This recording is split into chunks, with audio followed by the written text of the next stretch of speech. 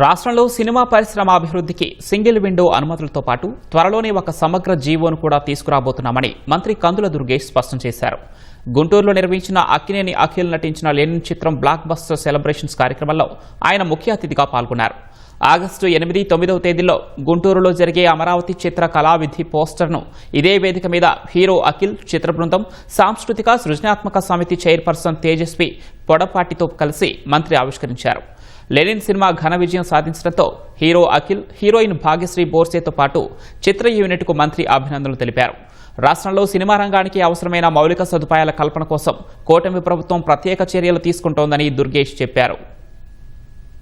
ఆంధ్రప్రదేశ్ రాష్ట్ర ప్రభుత్వం తీసుకున్న నిర్ణయం ఒకటే, తెలుగు నేల మీద తెలుగు చలనచిత్ర పరిశ్రమ వేళ్లూనుకోవాలి. ఇక్కడ మీకు అవసరమైనటువంటి సింగిల్ విండో ద్వారా మీకు కావలసిన పర్మిషన్స్ కానీ, మీరేదైనా స్టూడియోలు నిర్మించాలనుకున్నా, డబ్బింగ్ థియేటర్లు నిర్మించాలనుకున్నా, రీ రికార్డింగ్ థియేటర్లు నిర్మించాలనుకున్నా కూడా తప్పనిసరిగా మేము సహకరిస్తాం. మీరు రండి, ఇన్వెస్ట్మెంట్ చేయండి. దానికి అవసరమైనటువంటి భూములు ఏర్పాటు చేయడానికి తప్పనిసరిగా ఈ ప్రభుత్వం సిద్ధంగా ఉందనేటువంటి మాటను కూడా తెలియజేసుకుంటూ, అదేవిధంగా నాగవంశీ గారు కోరిన విధంగా ఒక జీవోని తీసుకురావడానికి కూడా పెద్ద ప్రయత్నం చేస్తా ఉన్నాం.